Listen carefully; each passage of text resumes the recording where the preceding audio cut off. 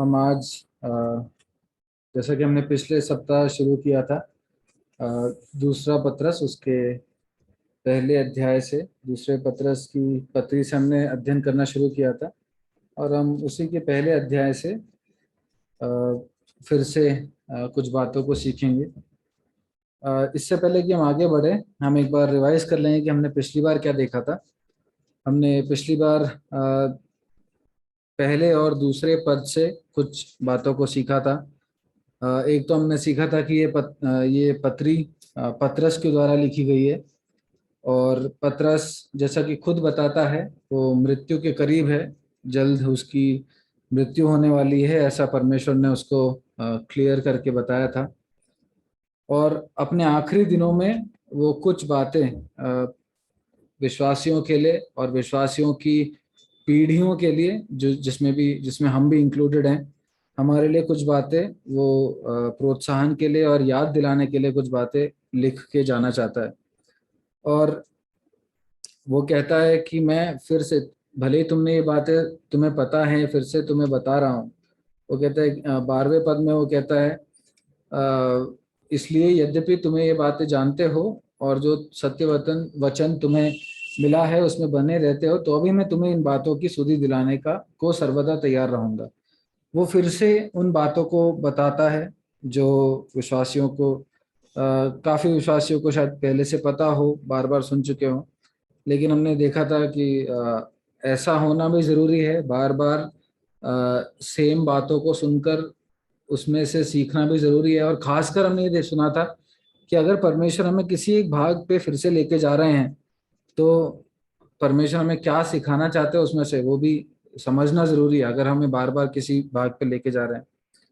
उसके बाद हमने देखा था कि शमौन पत्रोस अपना पूरा नाम का इस्तेमाल करता है, अपने आप को दास और प्रेरित होकर बताता है, उसमें उसकी नम्रता, उसकी दीनता देखी थी।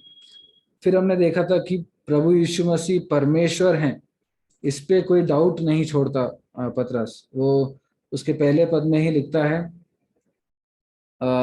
उन लोगों के नाम जिन्होंने हमारे परमेश्वर और उद्धारकर्ता यीशु मसीह की धार्मिकता से हमारा सब बहुमूल्य विश्वास प्राप्त किया है। यीशु मसीह परमेश्वर है, इस बात को फिर से बताता है शमौन पतरस इस पत्री में। और उसके बाद वो बहुमूल्य विश्वास के बारे में बात करता है। बहुमूल्य विश्वास जो पतरस को भी वही विश्वास था और आज के हम जो विश्वासी हैं हमें भी वही विश्वास दिया गया है। और हमने देखा था कि भले विश्वास सेम है, बहुमूल्य विश्वास है, विश्वास सेम है, लेकिन उसमें अंतर आता है उसके एक्सरसाइज करने में, उसको हम कितना व्यावहारिक रूप से अपने जीवन में उसका इस्तेमाल करते हैं, उस विश्वास में तब अंतर आता है। तो हमने इन बातों को देखा था। फिर हमने देखा था कि अनुग्रह और शांति हमें परमेश्वर की ओर से मिलती है।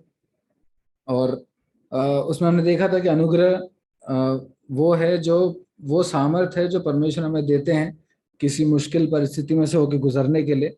उसका एक और मतलब हमने देखा था कि प्रभु यीशु मसीह की मनसा या प्रभु यीशु मसीह के जैसा होना, क्राइस्ट लाइकनेस, ये अनुग्रह का डेफिनेशन हमने देखा था। और शांति हमने देखा था कि किसी भी परिस्थिति में, चुनौती में, ये समझ लेना कि परमेश्वर नियंत्रण में है और उससे जो उसे शांति कहते हैं। तो हमने ये सारी बातें देखी थी। जैसा कि पतरस कहता है भले ही तुम्हें ये सब मालूम है, लेकिन फिर से बताना जरूरी है, इसलिए हमने एक बार इसको रिवाइज कर लिया।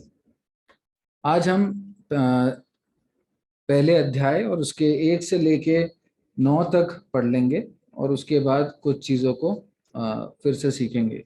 दूसरा पत्रस पहला अध्याय उसके 1 से लेकर 9 तक।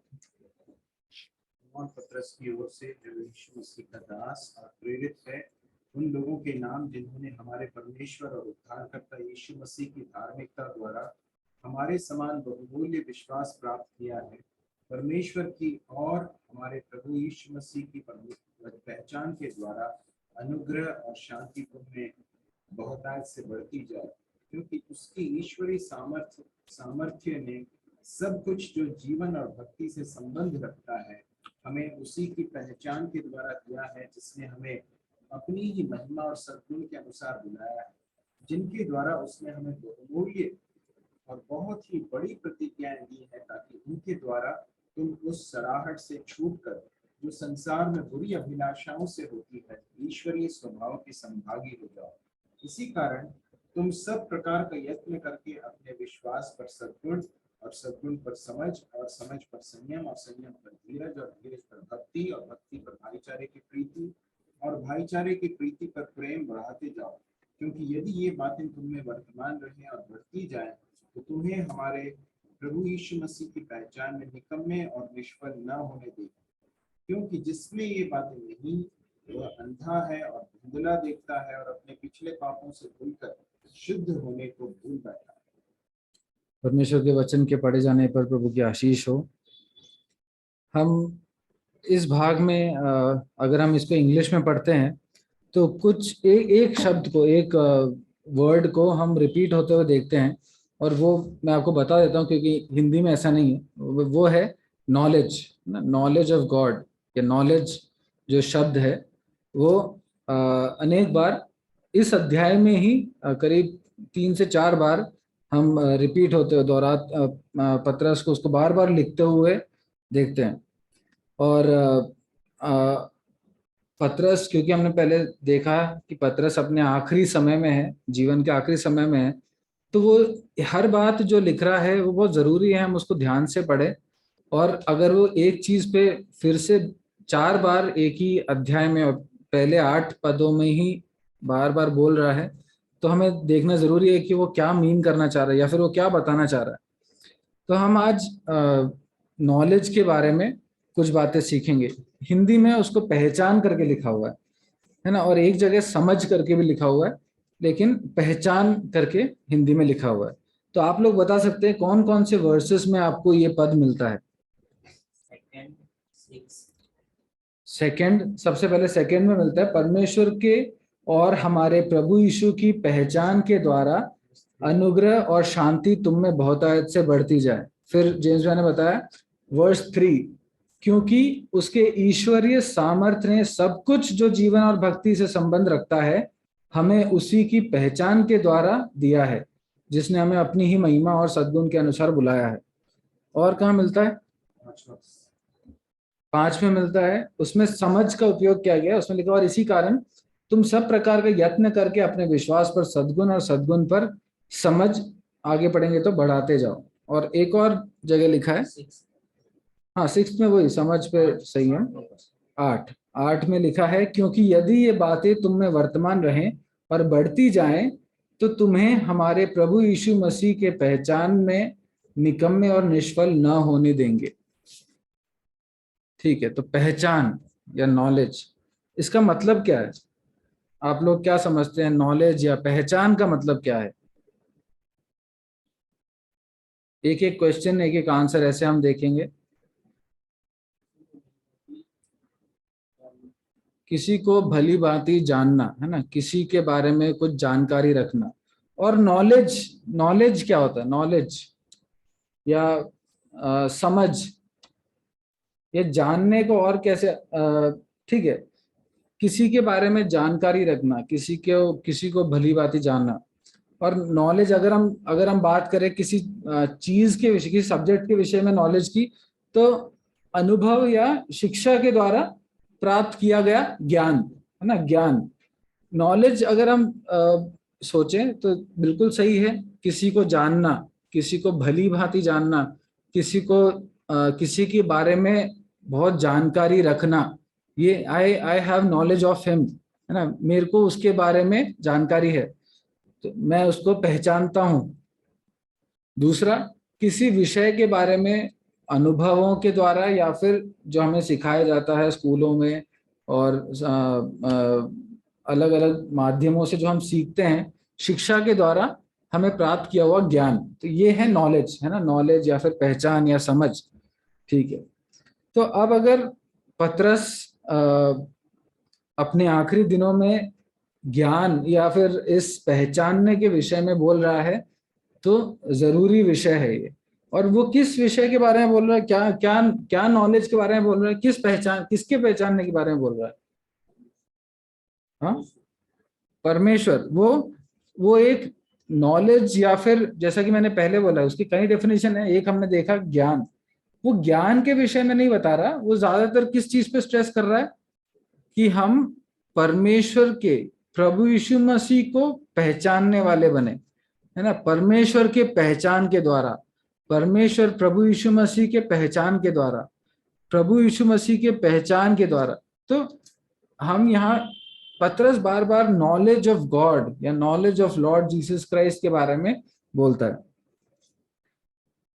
और अब हम जब देख रहे हैं कि नॉलेज ऑफ गॉड के बारे में बोल रहा है, तो किसके बारे में नहीं बोल रहा, ज्ञान के बारे में।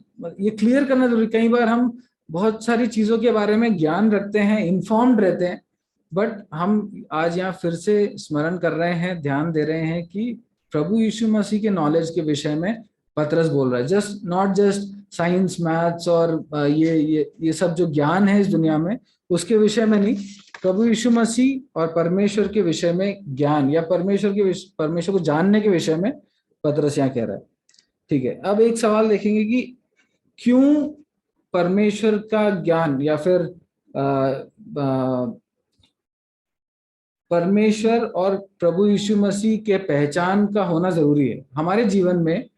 परमेश्वर और प्रभु यीशु मसीह के पहचान का होना क्यों जरूरी है, ये बता सकते हैं आप लोग? परमेश्वर और प्रभु यीशु मसीह की पहचान के बारे में आज हम सुन रहे हैं, और ये हमारे जीवन में होना जरूरी क्यों है?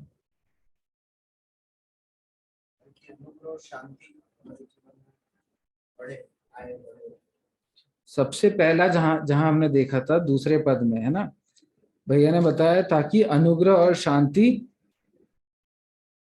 बहुतायत से बढ़ती जाए ना। हमने पिछली बार देखा था अनुग्रह वो है, वो सामर्थ है जो प्रभु हमें देते हैं जिससे कि हम मुश्किल चुनौतियों का सामना कर सके, है ना।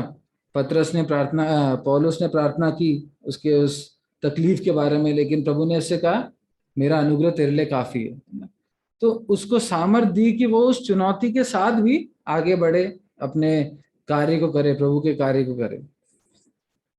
हमारा हमारा जीवन, हमारा जो हमारा बदला हुआ जीवन या हमारा नया जीवन कैसे शुरू होता है?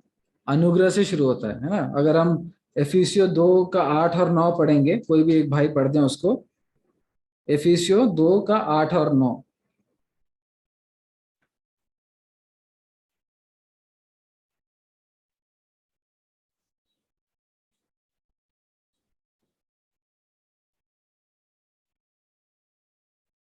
जो कि विश्वास के द्वारा अनुग्रह से तुम्हारा उद्धार हुआ है, यह तुम्हारी ओर से नहीं परंतु परमेश्वर का दान है, और न कर्मों के कारण, ऐसा न हो कि कोई घमंड करे।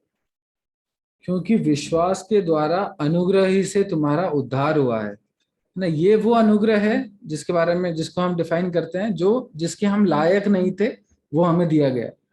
तो हमारा आत्मिक जीवन, हमारा प्रभु के साथ का ये संबंध ही अनुग्रह से शुरू हुआ है, लेकिन उसके बढ़ते जाने के लिए क्या जरूरी है?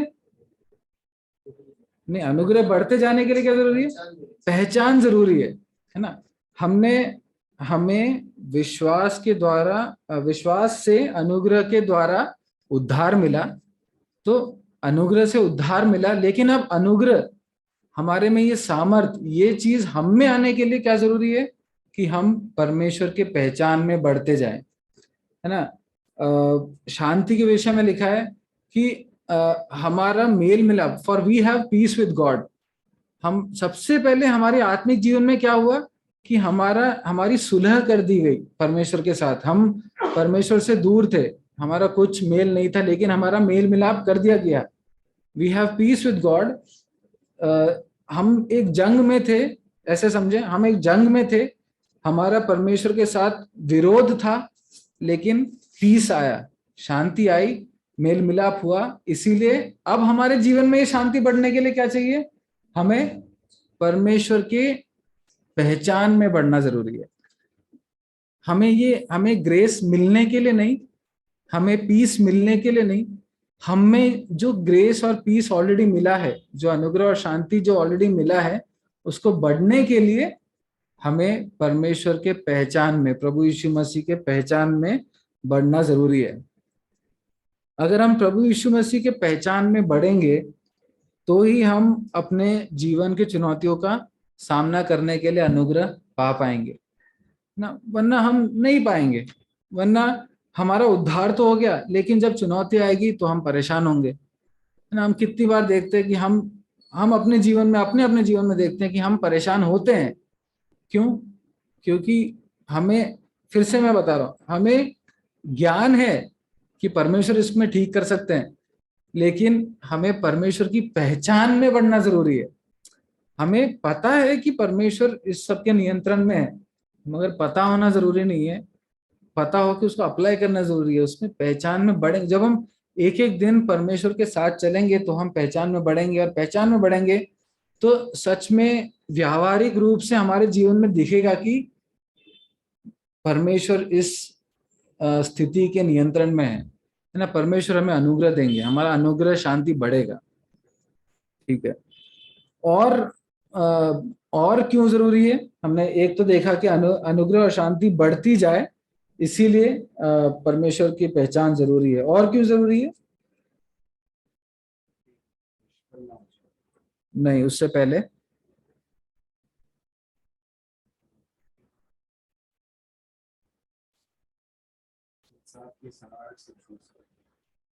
नहीं। हाँ,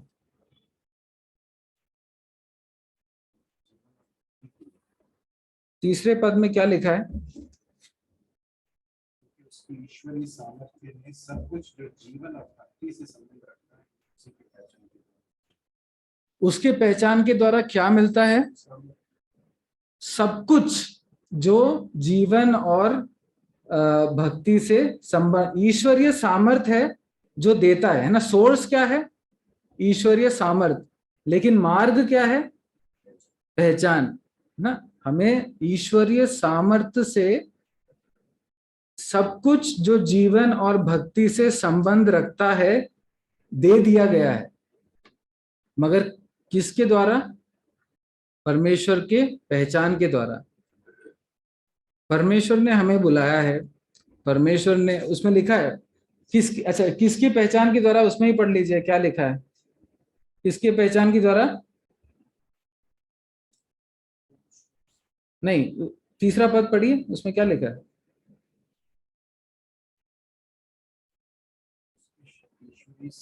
नहीं, किसके पहचान के द्वारा? हमें उसी की पहचान के द्वारा दिया है जिसने हमें अपनी महिमा और सपनों के अनुसार बुलाया है। जिसने हमें बुलाया है उसके, देखिए आप सही बोल रहे हैं, प्रभु यीशु मसीह के पहचान के द्वारा, लेकिन जिसने हमें बुलाया है, प्रभु यीशु मसीह ने हमें बुलाया है ना। प्रभु यीशु मसीह, हमने पहले पत्रस में क्या क्या देखा था, हम किस लिए बुलाए गए हैं? दुख उठाने के लिए। किसने बुलाया है हमें दुख उठाने के लिए? प्रभु यीशु मसीह ने बुलाया है ना। प्रभु यीशु मसीह ने अगर हमें दुख उठाने के लिए बुलाया है तो उसके साथ साथ हमें क्या दिया है? उस जीवन को जीने के लिए और भक्ति के लिए सब कुछ दिया है ना। थोड़ा सा या थोड़ी मदद मैं कर दूंगा, बाकी तुम देख लेना, ऐसा नहीं है। प्रभु ने अगर हमें दुख उठाने के लिए बुलाया है तो उसके ईश्वरीय सामर्थ्य से, है ना, बाय हिज डिवाइन पावर, उसकी ईश्वरीय सामर्थ्य से हमें सब कुछ जो उस जीवन को जीने के लिए जरूरी है, जो उस भक्ति के लिए जरूरी है, वो उसने दिया है। लेकिन उसके लिए क्या जरूरी है? कि हम अपने बुलाने वाले को पहचाने, अपने बुलाने वाले को के पहचान में बढ़े, है ना। हम जानते हैं कि प्रभु यीशु मसीह ने बुलाया है, लेकिन उस पहचान में बढ़ना जरूरी है, तभी हमें सब कुछ जो सब कुछ उन्होंने दिया ना, उसको हम एक्सपीरियंस कर पाएंगे। अभी ऐसा है कि एक फिक्स डिपॉजिट जैसा है, फॉर एग्जांपल, अभी जस्ट रैंडम एग्जांपल की तरह बोल रहा हूँ, एक फिक्स डिपॉजिट जैसा है, मगर हम उसको यूज नहीं कर पा रहे। मगर सेविंग्स अकाउंट में क्या होता है और उसको यूज भी कर पाते हैं। प्रभु ने हमें दिया है, प्रभु ने सब कुछ दिया है, लेकिन क्योंकि हम पहचान में बढ़ नहीं रहे, तो इसीलिए हम उसको यूज ही नहीं कर पा रहे, हमें पता ही नहीं कि इसको यूज कैसे करें। प्रभु कहते हैं, परमेश्वर का वचन कहता है, पतरस कहता है, क्योंकि उसके ईश्वरीय सामर्थ्य ने सब कुछ जो जीवन और भक्ति के संबंध रखता है हमें उसी की पहचान के द्वारा दिया है, जिसने अपनी महिमा के लिए हमें बुलाया। अगर हम भक्ति का मतलब क्या होता है? भक्ति का मतलब क्या होता है?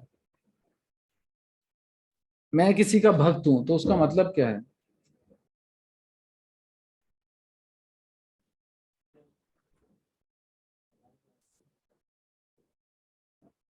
उसके बताए हुए रास्ते पे चलना, या फिर बेसिकली जिसका मैं भक्त हूं उसकी इच्छा करना, है ना, उसके वो जैसा बोले वैसा करना, है ना, जो उसने बोला उसको सही मान लेना।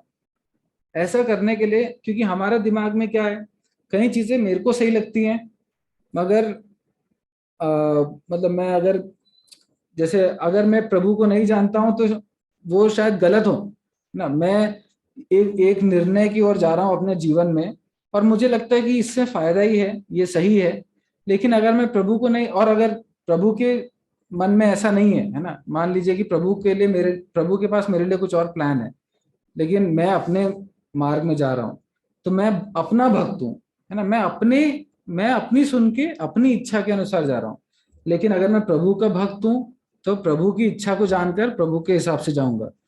तो पतरस कहता है कि जो कुछ हमें जीवन जीने के लिए, सब कुछ जो जीवन और भक्ति से संबंध रखता है, प्रभु की इच्छा को समझकर चलने के लिए जो संबंध रखता है, और जीवन में प्रभु की इच्छा को पूरी करने के लिए जो कुछ भी हमें चाहिए, वो सब कुछ प्रभु देते हैं और उसी की पहचान के द्वारा देते हैं, प्रभु यीशु मसीह के पहचान के द्वारा देते हैं। मैं वर्ड्स और सेंटेंसेस ऊपर नीचे हो रहे हैं, थोड़ा मुझे माफ कीजिए, लेकिन मैं विश्वास करता हूँ आपको समझ आया। तो मैं आपसे पूछना चाहता हूँ कि आपने क्या समझा? आप लोग बता दीजिए, आप लोगों ने क्या समझा? हाँ, हमें प्रभु की पहचान की जरूरत क्यों है? ताकि हम अनुग्रह पा सकें, बढ़ सके, बढ़ते जाए। उसमें बढ़ सकें। हाँ, और हमने देखा कि प्रभु यीशु मसीह के साथ भी मतलब अनुग्रह से हमारा उद्धार हुआ। फिर हमने देखा कि वो उस अनुग्रह में बढ़ते जाने के लिए पहचान में बढ़ते जाने। हाँ, इस जीवन के लिए हमें प्रभु ने बुलाया है, इस जीवन को जीने का जीवन जीने के लिए पहचान बहुत जरूरी है। हाँ, तो प्रभु का धन्यवाद हो, हम सब साथ में चल रहे हैं, इसलिए प्रभु का धन्यवाद। अनुग्रह और शांति हमारे जीवन में बढ़ते जाए, इसीलिए प्रभु से पहचान होना, प्रभु के साथ पहचान में बढ़ना जरूरी है। और जो कुछ जिस जीवन के लिए प्रभु ने हमें बुलाया है, उसको जीने के लिए, भक्ति से जीने के लिए, प्रभु की इच्छा को समझकर जीने के लिए जो कुछ जरूरी है, वो भी हमें उस पहचान के द्वारा प्राप्त हुआ है। तो जैसा कि हमने बीच में याद किया था, पहचान वो मार्ग है ना, पहचान वो रास्ता है, प्रभु से पहचान होना वो रास्ता है जिससे हमें ये सब प्राप्त होता है। उसके बाद हमने तीसरा देखा था, 5वें पद में हमने कई क्वालिटीज देखी थी, कई गुण देखे थे, और वो गुण, अगर हम चौथा पद एक बार पढ़ लें, उसमें लिखा है, जिनके द्वारा उसने हमें बहुमूल्य और बहुत ही बड़ी बड़ी प्रतिज्ञाएं दी हैं, ताकि इनके द्वारा तुम उस सड़ाहट से छूटकर जो संसार में बुरी अभिलाषाओं से होती है, ईश्वरीय स्वभाव के संभागी हो जाओ। ईश्वरीय सामर्थ्य ने हमें वो दिया है जिससे कि हम ईश्वरीय स्वभाव के संभागी हो जाएं। और ईश्वरीय स्वभाव में क्या क्या गुण हैं, वो कुछ बातें 5 और 6 में हम 5, 6 और 7 में हम पढ़ते हैं। उसमें लिखा है, इसी कारण तुम सब प्रकार के यत्न करके अपने विश्वास पर सद्गुण, और सद्गुण पर समझ, और समझ पर संयम, और संयम पर धीरज, और धीरज पर भक्ति, और भक्ति पर भाईचारे की प्रीति, और भाईचारे की प्रीति पर प्रेम बढ़ाते जाओ। तो हम कई गुणों को यहाँ देखते हैं, और इसमें सबसे पहले इंटरेस्टिंग बात यह कि उसमें लिखा है, और अपने विश्वास पर सद्गुण। उसमें पतरस ये नहीं बोलता कि पहले अपने जीवन में विश्वास ऐड करो, फिर उसमें सद्गुण, फिर उसमें समझ, ऐसे नहीं।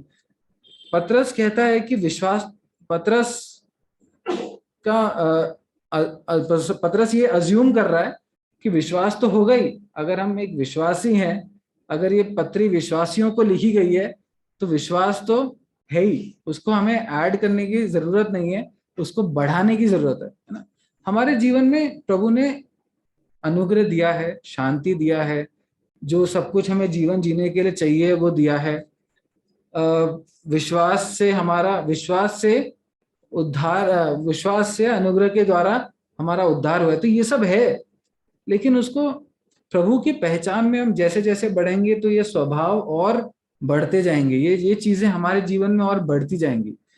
और मैं इसमें इस पद पे नहीं जाऊंगा, लेकिन इसमें एक समझ के बारे में लिखा है या नॉलेज के बारे में लिखा है, जो कि नॉलेज ऑफ लॉर्ड या फिर परमेश्वर के पहचान से अलग है ना। इसीलिए हिंदी में भी उसका वर्ड समझ करके लिखा हुआ है। पहले हमने दूसरे, तीसरे और 8वें पद में हम पहचान करके लिखते हैं, देखते हैं, लेकिन इसमें समझ करके लिखा है। तो इस पे हम अभी नहीं जाएंगे, बाद में इसमें से समझेंगे। अभी हम सीधे 8वें पद में जाएंगे। एक बार 8वां पद कोई पढ़ दें। यदि ये बातें तुमने वर्तमान रहें और बढ़ती जाए, तो तुम्हें हमारे प्रभु यीशु मसीह की पहचान में निकम्मे और निष्फल न होना। इसमें क्या लिखा है कि तुम्हें हमारे प्रभु यीशु मसीह के पहचान में निकम्मे और निष्फल ना होने देंगे।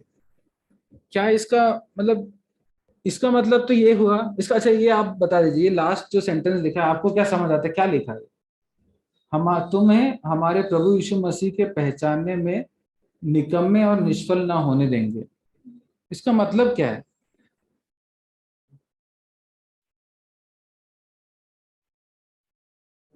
प्रभु यीशु मसीह को जिस प्रकार से पहचानते हुए जानना चाहिए, अगर लगातार मसीह जीवन में हम पहचान में बढ़ते जाते हैं, तो अगर ये ऊपर की बातें हमारे जीवन में नहीं बढ़ी या नहीं पाई गई, हमने उसका काम नहीं किया, तो फिर हम फेल हो जाएंगे प्रभु यीशु मसीह की पहचान में बढ़ने, फिर पहचान नहीं पाएंगे। यस, तो फिर अनुग्रह नहीं। यस, यस, बिल्कुल सही भैया ने बोला। ये पॉसिबल है कि हम परमेश्वर या प्रभु यीशु मसीह की पहचान रखें, लेकिन निष्फल और निकम्मे हो जाए ना। भैया ने जो बोला उसका सार, उसका समरी है कि इट इज पॉसिबल कि हमें नॉलेज है, इट इज पॉसिबल कि हमें परमेश्वर के बारे में पता है, लेकिन हम फिर भी निष्फल और निकम्मे हो जाए।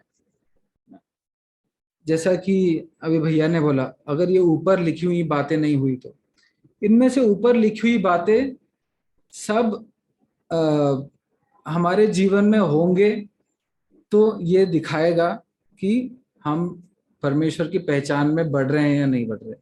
और अगर बढ़ रहे हैं तो ही हम निष्फल या निकम्मे नहीं होंगे।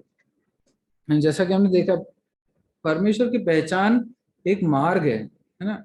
अगर हमें अनुग्रह चाहिए, शांति चाहिए, अगर हमें जीवन जीने के लिए सामर्थ्य चाहिए, अगर हमें दुख उठाने के लिए बुलाया गया है, तो दुख उठाने के लिए अगर ऐसा मन चाहिए, ऐसी सामर्थ्य चाहिए, तो हमें प्रभु के पहचान में बढ़ना पड़ेगा।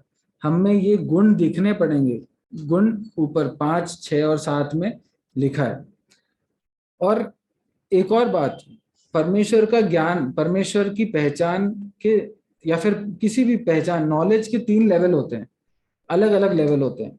एक होता है रिमेम्बरिंग, है ना, याद कर लेना। हम जब स्कूल में बचपन में पढ़ते थे तो ABCD हमने याद किया है ना। हमने कभी ये नहीं पूछा कि A क्यों आता है पहले या फिर C क्यों आता है तीसरे नंबर पर, तो ये हमने याद किया है। उसके बाद, या फिर अगर मैं अभी पूछ लूं, जॉली 6 × 6 कितना होता है? 36। तो ये उसको याद है ना। उसने अभी बैठ के सोचा नहीं कि ऐसा क्यों होता है, उसको याद है 6 × 6 = 36। तो ये होता है याद होना कुछ। तो हमें बहुत सारी बातें परमेश्वर के वचन की याद है ना। The Lord is my shepherd, I shall not want, ये मेरे को याद है क्योंकि मेरे को बचपन में मम्मी ने सिखाया था। बहुत सारे वर्सेस हमें याद है, बहुत सारी दृष्टांत हमें याद है, बहुत सारी घटनाएं हमें परमेश्वर के वचन से याद हो सकती है। तो वो एक लेवल होता है। दूसरा होता है अंडरस्टैंडिंग कि 6 into 6 का मतलब क्या है, क्या होता है, मतलब क्या है 6 into 6 का।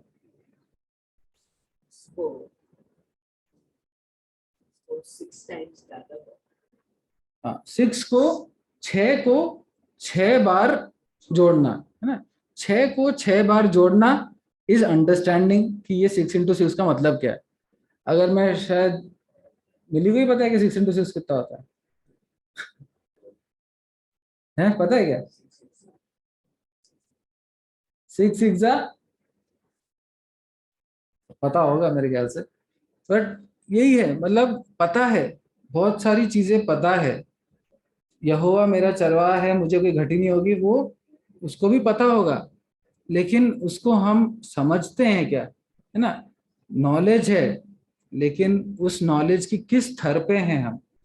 ठीक है, मैं एक और एग्जांपल आपसे पूछना था। आपको मेडिकल साइंस का नॉलेज है क्या? नहीं है क्या? थोड़ा बहुत ही है। अच्छा, अगर मैं आपसे बोलता हूँ कि किसी का शरीर का तापमान बढ़ा है तो उसका मतलब क्या है? हाँ, बुखार है ना। मेरे को भी मालूम है, आपको ही मालूम है।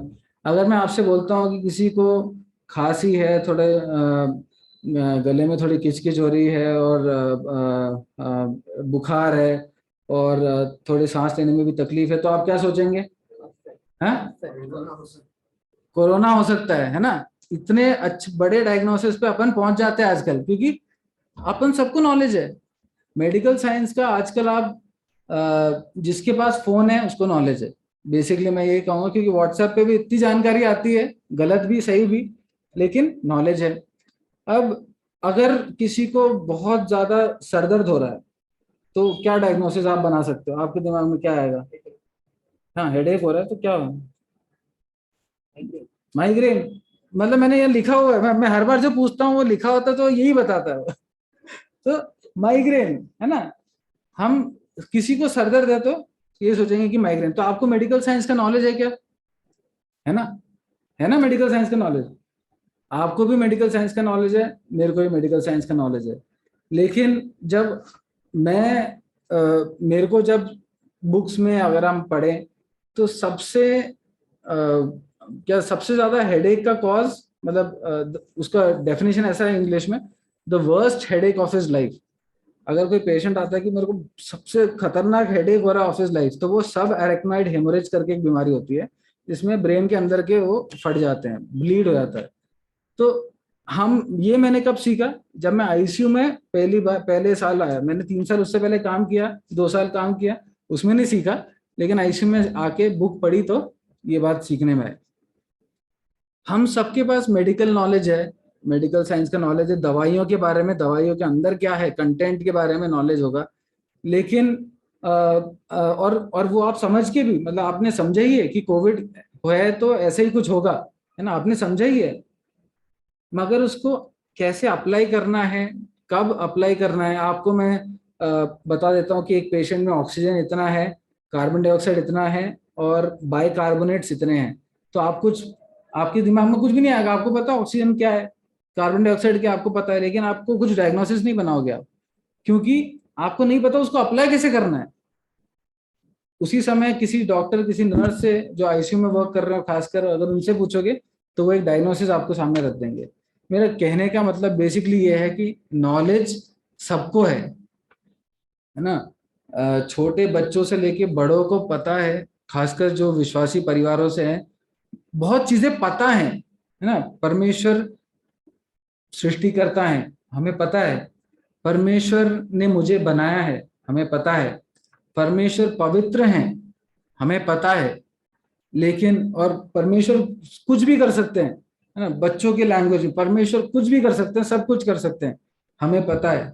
लेकिन क्या मैं इन बातों को समझ रहा हूं? क्या मैं इस पहचान में बढ़ रहा हूं? क्या इन बातों को मैं अपने जीवन में अप्लाई कर रहा हूं? परमेश्वर लागू कर रहा हूं? परमेश्वर अगर सब चीज कर सकते हैं तो फिर मैं क्यों घबराता हूँ, मैं क्यों परेशान होता हूँ? अगर परमेश्वर के नियंत्रण में सब कुछ है तो मेरे चारों ओर जो चल रहा है उससे मेरा मन क्यों विचलित होता है? अगर परमेश्वर मेरा चरवाहा है, मुझे कोई घटी नहीं होगी, तो फिर मैं क्यों अब ये कम ना हो जाए, ये कम ना हो जाए, इसको भी बचा लो, इसको भी बटोर लो, ऐसे एक भागदौड़ में लगा रहता हूं। हम हमारे पहचान में बढ़ने का संकेत ये है कि हमारा जीवन कैसा चल रहा है ना। दूसरों को हम, जैसा कि भैया ने एक बार शेयर किया था पाप के विषय में, कि पाप बहुत देर तक छुपा के नहीं रख सकते, वो कभी ना कभी बाहर आ जाएगा। ऐसे ही हमारी चिंताएं भी हैं, ऐसे ही हमारे सब वो सारे जो दुख उठाने के लिए जो बोला गया ना, उसमें दुख हमारा बाहर आ जाता है, हम उठाते नहीं, उसको परोस के रख देते हैं सामने। क्यों? क्योंकि हम परमेश्वर की पहचान में बढ़ नहीं रहे। पतरस की मृत्यु होने वाली है और वो दूसरों को एनकरेज करके जा रहा है, वो दूसरों को सिखा के जा रहा है कि ये करो, ये सबसे इंपॉर्टेंट है। परमेश्वर की पहचान में बढ़ो, तब अनुग्रह बढ़ेगा, तब शांति बढ़ेगी, तब तुम्हें वो सब जो प्रभु देना चाहते हैं तुम्हारे आत्मिक जीवन के लिए, तुम्हारी भक्ति जीवन के लिए, वो तुम यूज कर पाओगे। पतरस कहता है कि पहचान में बढ़ो, और अगर पहचान रखोगे, सिर्फ ज्ञान रखोगे, सिर्फ जानकारी रखोगे, तो क्या होगा? हम निष्फल और निकम्मे हो जाएंगे, है ना, हम यूजलेस हो जाएंगे। इंग्लिश में लिखा है इनइफेक्टिव एंड अनप्रोडक्टिव। निकम्मे, इनइफेक्टिव, अनप्रोडक्टिव, निष्फल। ठीक है, एक और सवाल और उसके बाद हम समाप्त करेंगे। हम कैसे परमेश्वर की पहचान में बढ़ सकते हैं? ठीक है, मैं एक सवाल जॉली और अनुजा से पूछना चाहूंगा। क्वाइट टाइम के बारे में क्लासेस हुए थे संडे स्कूल में, है ना? तो क्वाइट टाइम में जब कोई भाग पढ़ते हो तो सबसे पहले क्या क्या ढूंढना है? पिछले सप्ताह भी साइलेंस भाई ने सिखाया था। हाँ, सबसे पहले उस पद में से, उस भाग में से क्या देखना है, क्या ढूंढना है? परमेश्वर के बारे में देखना है ना। About what do I learn about God. परमेश्वर की पहचान में बढ़ने के लिए क्या करना होगा? बाइबल पढ़ना होगा और बाइबल में ढूंढना होगा कि मैं इस पद में से, इस भाग में से परमेश्वर के बारे में क्या सीखता हूँ ना। बाइबल या वचन के अलावा और कोई ऐसी किताब नहीं है जो आपको परमेश्वर के पहचान में बढ़ाएगा। और किताबें भी आप पढ़ सकते हैं क्रिश्चियन ऑथर्स के द्वारा लिखे हुए, लेकिन उन सब का सोर्स क्या है? बाइबल है। उन्होंने जो वचन में से सीखा है वो उसमें लिखते हैं। सबसे महत्वपूर्ण हमारे जीवन में ये है कि हम पढ़ें, हम बाइबल पढ़ें, हम परमेश्वर के पहचान में बढ़ना है तो हमें उसके पहचान की बातें जहाँ लिखी हैं वहीं ढूंढना पड़ेगा। हमें उसकी पहचान की बातें जो करता है उससे बात करना पड़ेगा। परमेश्वर के बारे में सुनना पड़ेगा, है ना। हम स्कूल की चीजें समझने के लिए आजकल इतने सारे मीडियम्स हैं। हम स्कूल जाते हैं, फिर कोचिंग जाते हैं, समझ नहीं आता तो कुछ, जैसे हम लोग जब मैं पढ़ाई कर रहा हूँ तो कुछ चीजें समझ नहीं आती, वो यूट्यूब से वीडियो निकाल के उसको समझते हैं। कितनी मेहनत करते हैं हम उस ज्ञान को हासिल करने के लिए, जिससे मेरे को अनुग्रह नहीं मिलेगा, मेरे को शांति नहीं मिलेगी और मेरे को कोई भक्त जीवन जीने का अवसर नहीं मिलेगा। इतनी मेहनत करते हैं। हफ्ते में 6 दिन, कम से कम 6 दिन हम इसी के लिए मेहनत कर रहे होते हैं। हमारे बच्चे इसी के लिए मेहनत कर रहे होते हैं, लेकिन उससे क्या फायदा होगा? हम रोटी खा लेंगे, हम चिकन खा लेंगे, एक दिन जाके जब कमाई होगी तो घर बना लेंगे, लेकिन उस सब से क्या फायदा होगा? उस सब से क्या होगा? उस सब से अनुग्रह नहीं मिलेगा। हमें घर पे घर बन जाने से या फिर रोटी खा लेने से अनुग्रह नहीं मिलेगा, दुख आएगा ना। एक जब हिटलर का जमाना आया था, जब उसमें जूस को, यहूदियों को पीड़ित किया जा रहा था, तो उन यहूदियों में जो डॉक्टर थे, जो इंजीनियर थे, उनको, और यहूदियों में जो स्वीपर थे, उनमें से कोई डिफरेंस नहीं देखा गया था। सबको मार रहे थे। मैं ये नहीं बोल रहा कि हमें कल सबको मारेंगे, लेकिन मेरी डिग्री, आपकी डिग्री, डिग्री हो या ना हो, स्कूल में हो, कुछ मायने नहीं रखेगा। जब दुख आएगा, अगर दुख आएगा, तब मायने रखेगा कि मेरे पास अनुग्रह है क्या, मेरे पास शांति है क्या, मेरे पास भक्त जीवन जीने के लिए सामर्थ्य है क्या। तब और कुछ भी मायने नहीं रखेगा। तब शायद हम मार डाल दिए जाएंगे। पतरस मरा, नेचुरल डेथ मरा क्या? पतरस बूढ़ा होके आराम से अपने परिवार, अपने प्रियजनों के बीच में मरा क्या? नहीं, पतरस शहीद हुआ ना। अधिकतर चेले शहीद हुए। प्रभु हमारी सहायता करे, हम इस दुनिया के ज्ञान के पीछे ना भागे ना। हम इस दुनिया के, जरूरी है, जो चीजें जरूरी है वो करें, लेकिन वो करने से कुछ नहीं मिलेगा, इस बात को भी ध्यान रखें। तो प्रायोरिटाइज करें कि आप ज्यादा क्या करेंगे। मेरे में भी बहुत कमी है। जब ये भाग पढ़ रहा था तो मेरे को रियलाइज हुआ, मैं आजकल तो खासकर घर पे बैठ के ज्यादा पढ़ाई कर रहा हूँ, मगर मैं ज्यादा समय उस पढ़ाई को कर रहा हूँ जिससे मेरे नाम के आगे शायद एक और कुछ अक्षर जुड़ जाएंगे, लेकिन उससे अनंतता में कोई फायदा नहीं है। उससे मेरे को कोई अनुग्रह नहीं मिल रहा, उससे मेरे को कुछ शांति नहीं मिल रही। मैं टेंस्ड और हो रहा हूँ। अभी मैं डिफिकल्ट टॉपिक कर रहा था तो मेरा टेंशन बढ़ा ही है। हम अपने जीवन को कैसे जी रहे हैं? हम कहते हैं कि हम अंत के दिनों में जी रहे हैं, लेकिन हमारा जीवन देख के ऐसा लगता है क्या कि हम अंत के दिनों में जी रहे हैं? किन चीजों के पीछे दौड़ रहे हैं हम? प्रभु हमारी सहायता करे, हम प्रभु की इच्छा को जानकर, प्रभु के पहचान में बढ़कर जीने वाले बन सके। प्रभु हमारी सहायता करे।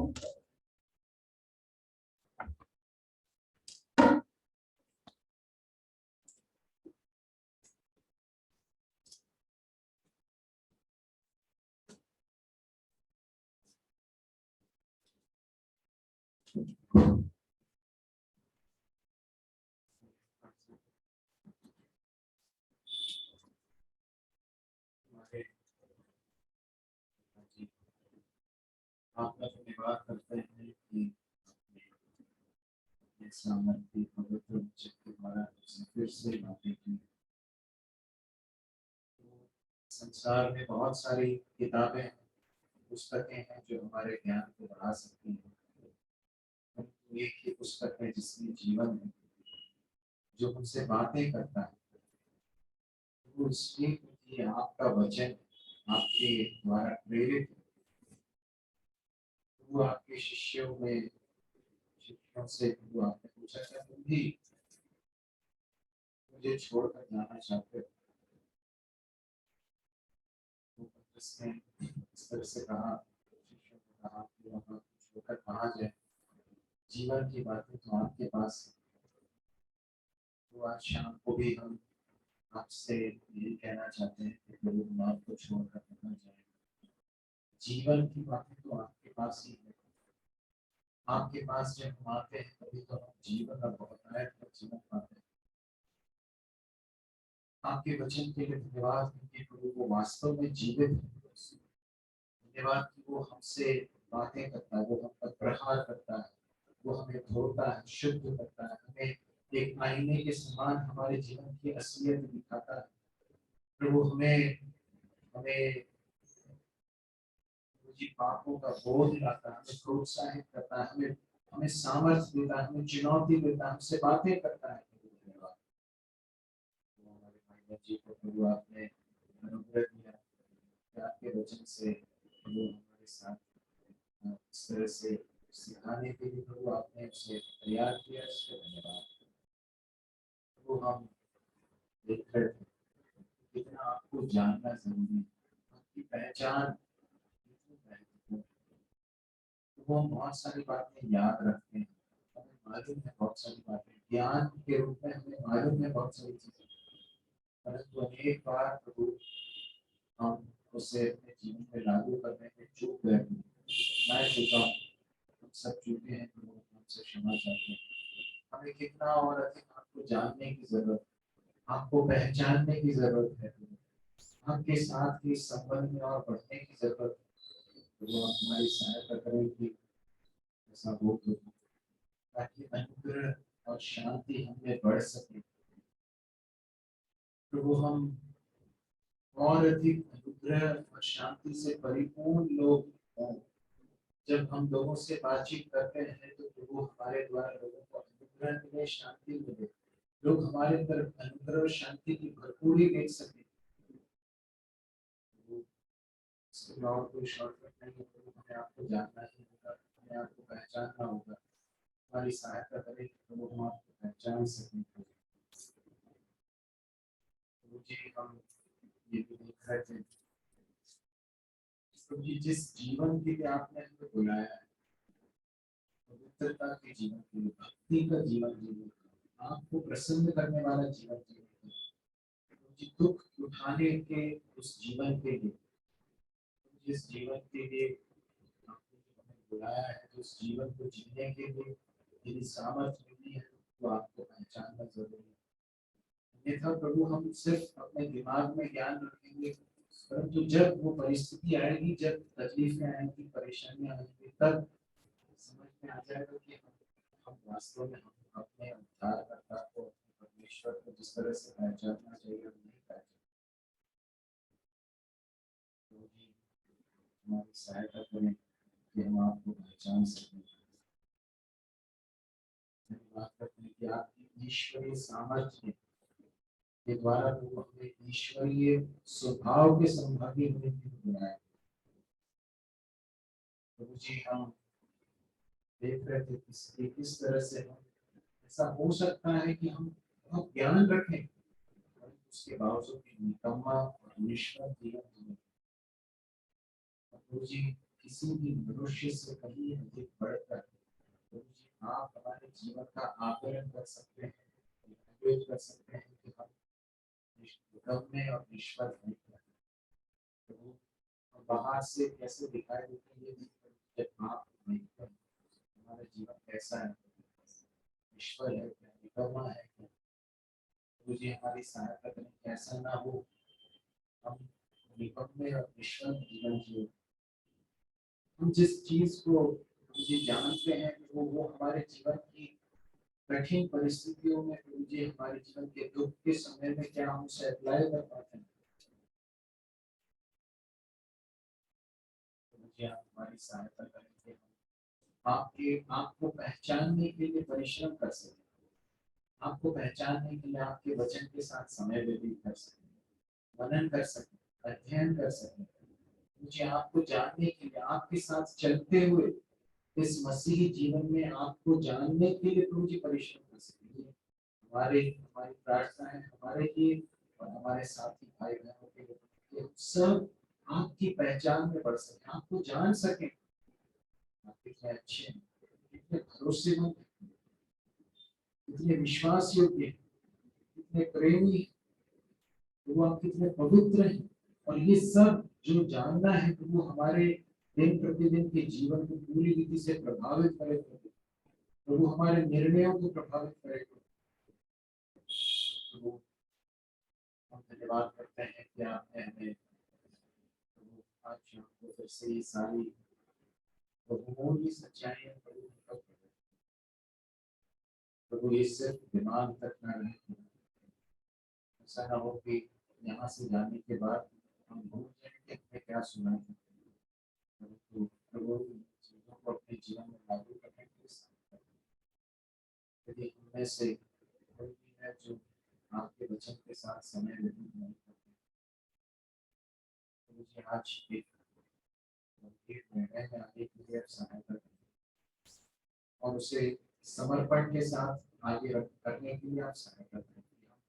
आपके साथ समय व्यतीत करें, आपके बारे में सुनेंगे, आपके वचन से सुनेंगे, आपके वचन को पढ़ेंगे, मनन करेंगे।